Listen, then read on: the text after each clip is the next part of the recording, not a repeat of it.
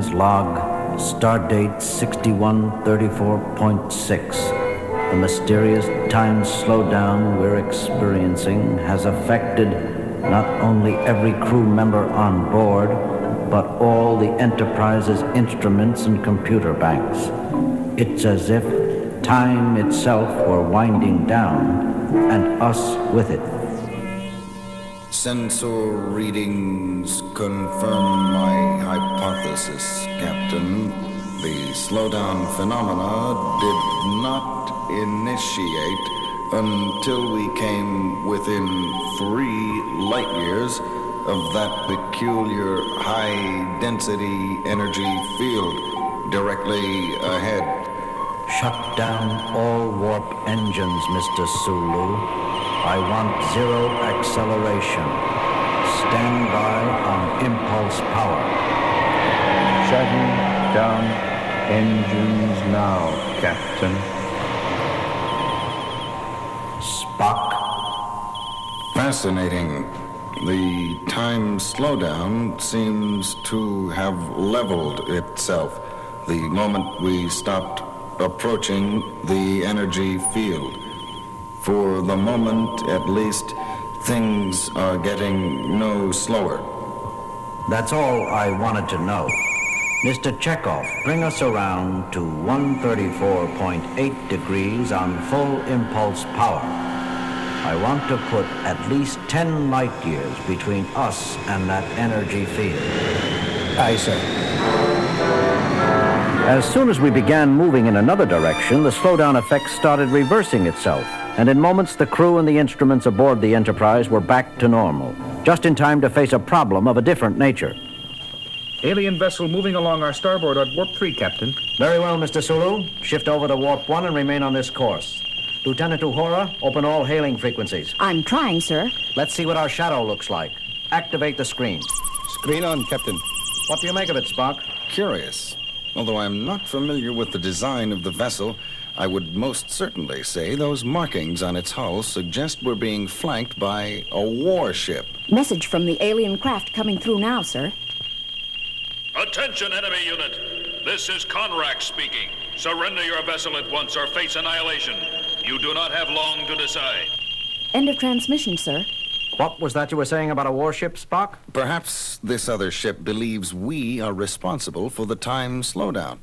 That would certainly explain their hostility. They certainly don't feel like explaining it. Damage report.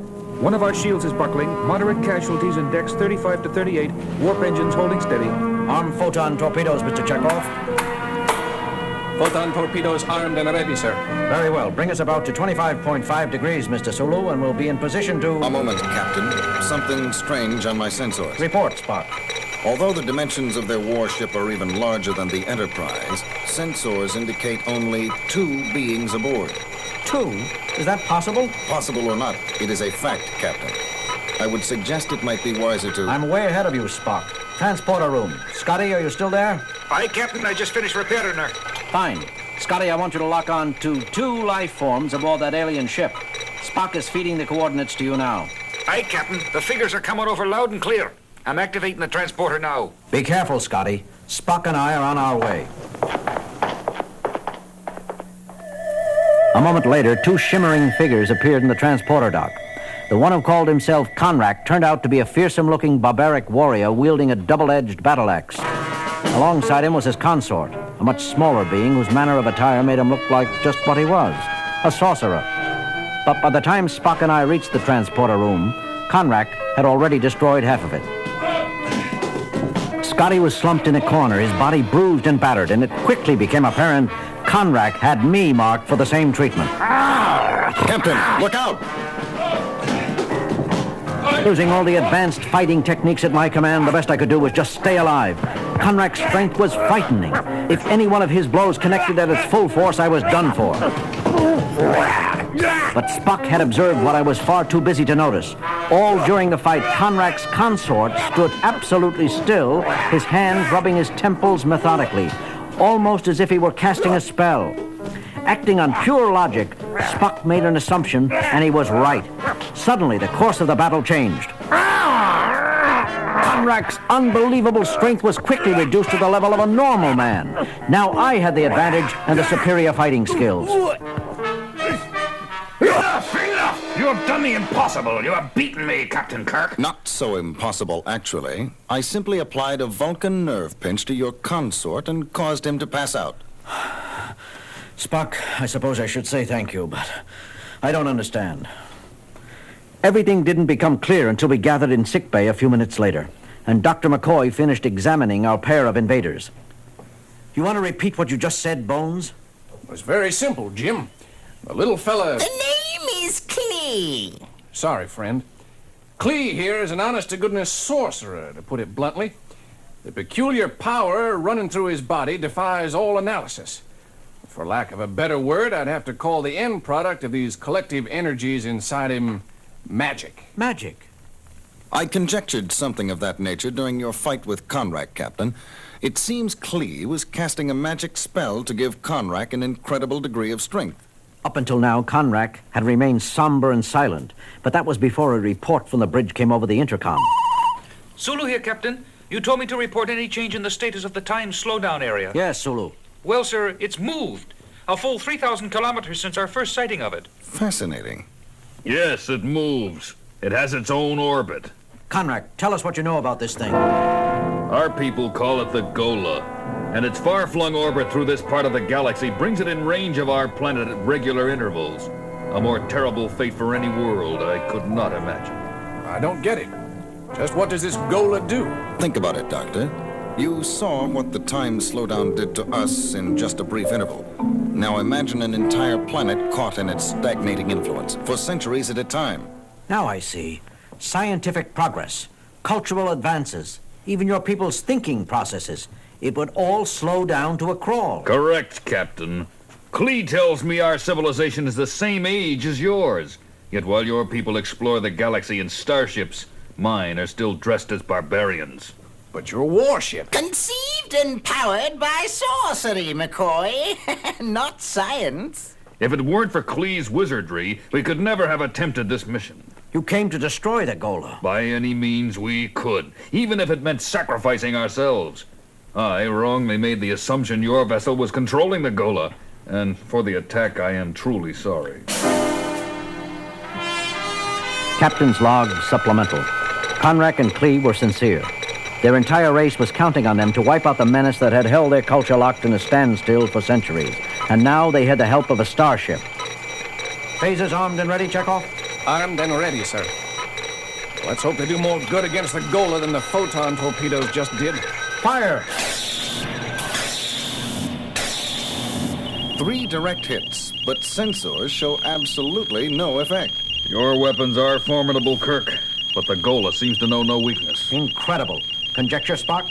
I may just be an old country doctor myself, but I'd say the Goola was warping time all around him, making our phasers and photons detonate either in the past or future instead of the here and now. I'm impressed, Doctor. For a mind of your caliber, that is an amazingly accurate assessment. Spock, you can take your Vulcan mind Gentlemen, I suggest we concentrate on the disturbance at hand. Not merely a disturbance, Captain. It is now an enemy. Spock, what are you saying? The Goola is now coming directly toward us. We attacked, and now it's retaliating. That, I maintain, is an irrefutable indication of intelligence. The Goola is a living entity. Well, I'll be... As usual, Spock's logic was faultless and absolutely correct. But this revelation changed our situation dramatically. We were now up against a foe with some sort of mind. Could that fact work for us or against us? We just didn't know. But Spock and Klee were up to something, finally coming out of a huddle at the far end of the bridge. Captain, Klee and I have conceived a possible means of combating this creature. Through its mind, Captain Kirk. Spock says he can electronically transmit mental energy into space through your sensors. But even if that's true, Spock, how could any of our minds possibly be a match for anything so vast and limitless? A point well taken, Doctor. But a single mind is not the ammunition we're speaking of. Spock thinks thinks our one chance is to attack the Goola not with an individual, but a whole culture. Explain, Spock. A composite burst of mental energy, Captain, composed of all the minds of every member of Klee's race down through the ages. The melding of millions of minds into one concentrated channel. Spock, you're space happy if you believe that's even conceivable, let alone possible. On the contrary, Doctor, it may be impossible in terms of science, but we're not talking about using science here. Magic. Exactly, Captain. I've already shown Klee how to use our computer banks as a storehouse for the millions of mental images he will be conjuring up. I suggest we back away from my consort now and give him room. Conrack was accustomed to seeing Klee's wizardry, but we were not. As his magic drew upon the mind streams of millions of his ancestors, the rest of us stood back in awe.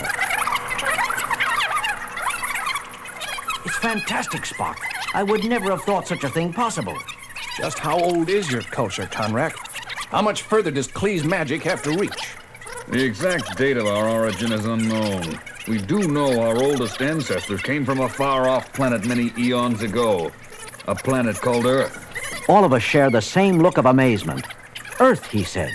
Could Conrack and Klee be from our very own planet? Before we could explore the topic further, however... The Goola is still advancing and closing fast, sir. Klee! He's ready, Captain. The counterattack will begin now. Klee's hands were gripped around the terminals of the sensor panel. His entire body was surrounded by a shimmering aura as he transmitted an incalculable energy charge through space, composed of millions of separate mental bursts, the sum total force of Klee's entire culture down through the ages. Report, Sulu. The Goola's charge is slowing, but it isn't stopping him, sir. He's still coming. In heaven's name, it's not enough. It's just not enough. I am afraid our race was not old enough, Captain. Our culture's history has not amassed enough mind power to overcome the Goola's sheer mental strength.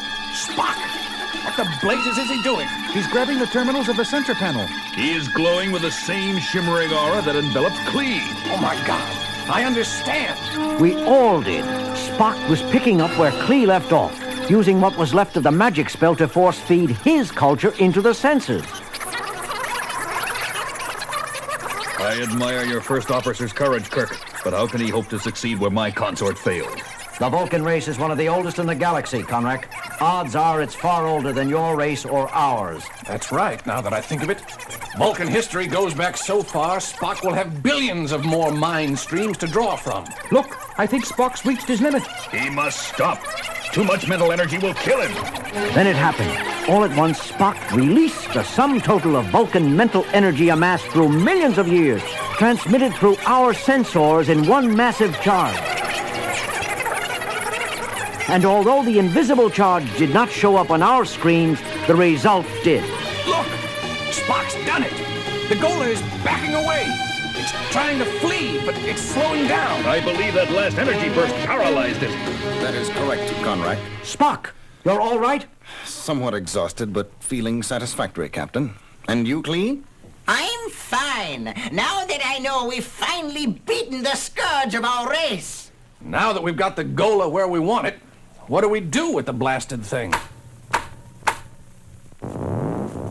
I am addressing that problem at this very moment, Doctor. Explain, Spock. In transmitting that mental burst to the Goola, I came in contact with its mental center, Captain. What we would call its mind. I have just completed a circuit that will allow all of us to hear what it is thinking at this moment. Incredible. I never could have guessed such a thing. Spock, that sounds like the crying of a baby. Very astute, Doctor. Gentlemen, Goola is a mere infant. Not a baby in the human sense of the word, but a baby nevertheless. It was spawned in the heart of a star sun millions of light years away, and its far-reaching orbit has really been a methodical search for its parent. The sun that spawned it. Yes, Conrack. The fearsome menace your people dreaded is merely a child lost in the stars. Our job now is to locate its home. Captain's log, stardate 6453.2. After using a long-range tractor beam to pull Goola behind us for several days, we finally released it moments ago. As we orbited the star sun, Spock's calculations had pinpointed as the parent. All of us watched the screen in eager anticipation. Instruments show the Goola is now stationary in the core of the star sun, Captain. Thank you, Mr. Sulu. I think it's safe to say the baby is home. Well, Spock, I've got to hand it to you. As a galactic babysitter, you're not half bad. See you all later.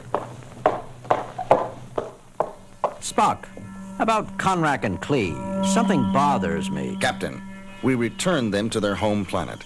With Goola gone, they'll begin to progress normally now. I don't see a problem. That part about them coming from a planet called Earth, I can't help wondering if it was our Earth. But there are no historical records of an ancient civilization vanishing from Earth that long ago. Curious. When I took over from Klee at the sensors, I picked up brief mental images of his very first ancestors.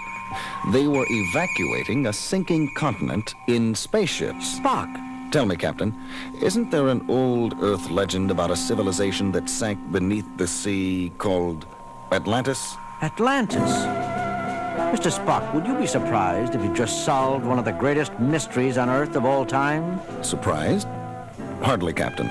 Somewhat pleased, perhaps. Spock, never mind.